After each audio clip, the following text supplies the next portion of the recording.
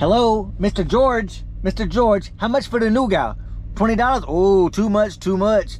This is what happens if you don't call your customer. Stay tuned, y'all.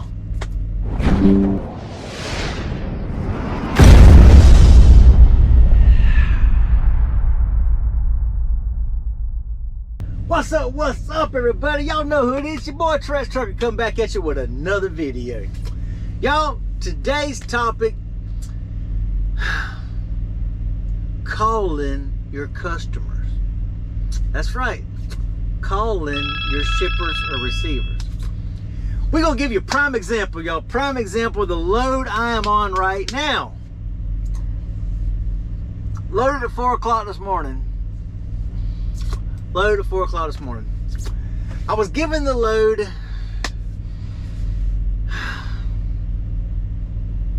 technically 2 days ago. I've been running some dedicated stuff, but like, hey, we're gonna switch you and put you on this load here. It's gonna load, you know, on Friday. This was Wednesday. So you can just go ahead and take that trailer that you're on to the tank wash, drop it there, get it washed out, get a prep done on it. Basically reset on Thursday, we'll load you on Friday, and it delivers on Saturday. Okay. All well and good. Okay, fine. Hey, if that's what you need me to do, that's fine. That's no problem. You know, it's going to load. It's still going to have something delivering on the pay period, which ends the week here. That's not the case. Said to deliver Saturday. I got the customer yesterday while I was on technically a reset, but I was an hour and a half shy of getting a reset. Hour and a half shy because I had to load at 4 a.m. So I had to get up and leave it before 3:30 because I was only 12 miles down the road. But I still had to leave by 3:30. So I couldn't make it to get a reset. I was an hour and a half short, loading that early in the morning. But when they sent me the load assignment and all, I'm looking at it. I look up the customer where I was loading at. I was good where I was loading at. YouTube. Comment on my videos. But on the receiver side, I look at Google Maps because, like I tell y'all, always look at Google Maps, look at Google Street Views, look up your customers. That way, because you may need to come in from a different gate, which addresses usually say here, but that's where the post office box has it. But now you may come in on a whole nother street. So I always look at satellite image and look, try to find like, okay, where's Tank Farms at? Where's a dock or anything, something I need? Of course, it shows on a different street where I actually saw a truck was, and there was a truck backed in up against the thing, and then a drive van dock right beside it. So there's only one spot where your tractor actually sticks out in the road.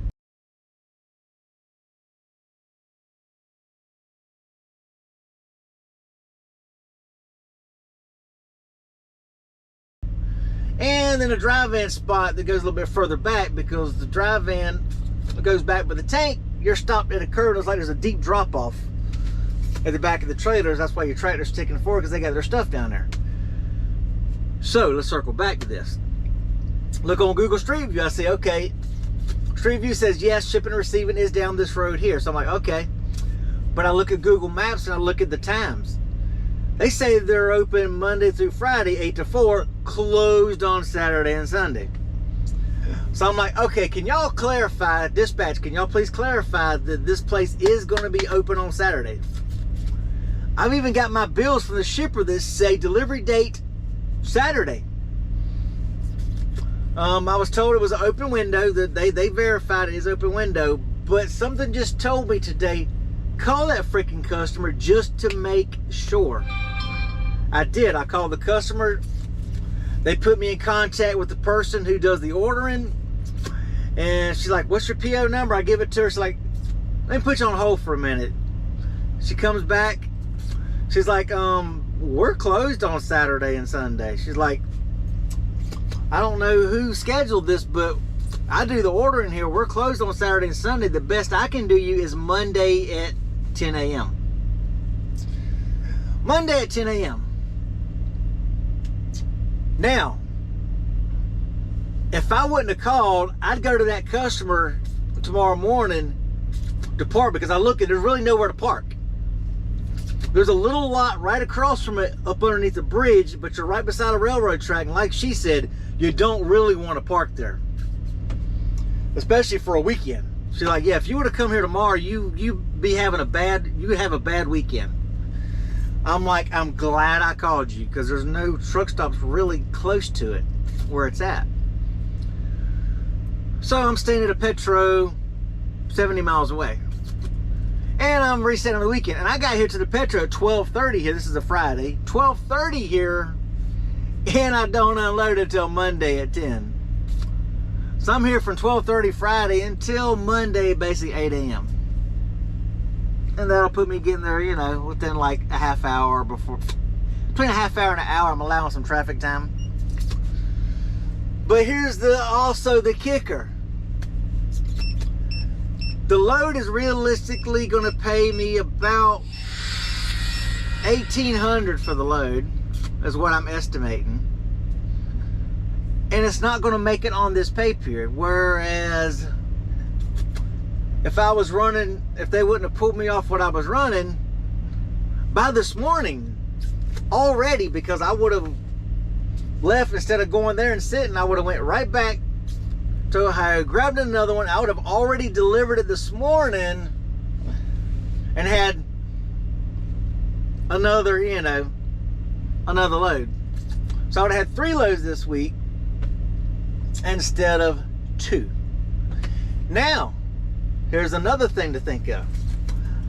The way I've been going, I've been running those back and forth. I would have made it back to where we load at in Ohio. I would have sat there. I would have got there by, like, technically, I could have unloaded this morning. Hold on, let me turn this TV off. Got people over here cussing, getting naughty, fussing a fit. But I could have technically been back to the truck stop where I've been resetting every weekend there in Ohio, only 12 miles from the shipper. I could have been back there by literally, say, 2, 3 o'clock in the morning, Saturday morning, and had the rest of the day Saturday, all day Sunday, reset.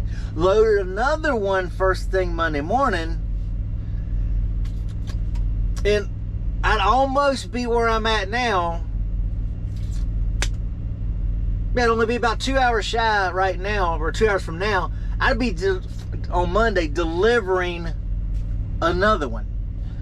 So technically, by the time I get this load here unloaded on Monday, I could have had 2 loads, and the difference in pay is $4,200. So because of having to sit here, I'm basically losing $4,200. That hurts. That hurts. But now, is what would have hurt even more than losing $4,200, which is equivalent to what I'm losing if I would have stayed on what I was doing, is if I would have drove to this customer here without calling them and then had to sit there or drive all the way back to a truck stop because they weren't open. That would have been even more depressing, because then I would have wasted that fuel going there and my time and the e-log, then have to turn around and find out nobody's there on Saturday and Sunday, then have to turn around and try to drive back and find a place to park, then go back. That would have been even more discouraging. So all this being said, long-winded as y'all know I am in no way downing where I work. I'm just trying to reiterate to y'all that things happen and it can cause you to lose money. $4,200 is what I'm basically losing on this. But there was a major miscommunication somewhere, because they even verified that yes, they were going to be open, and they're not.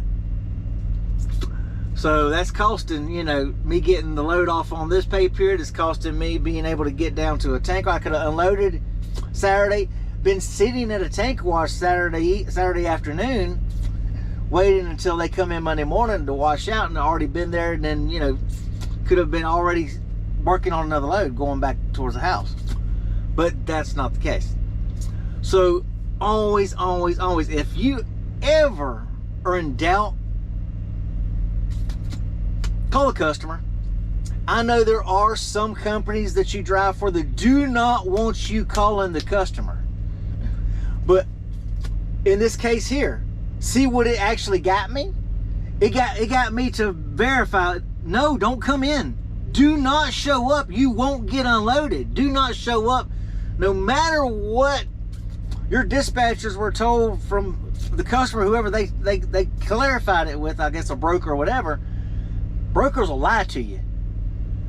So I called the customer directly, and you will save yourself a lot of aggravation and a lot of headache if you do it.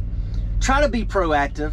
Don't be them drivers that are reactive. Try to be proactive and work smarter, not harder, y'all. Anyway, y'all, we'll catch you on the next video, y'all. Peace out.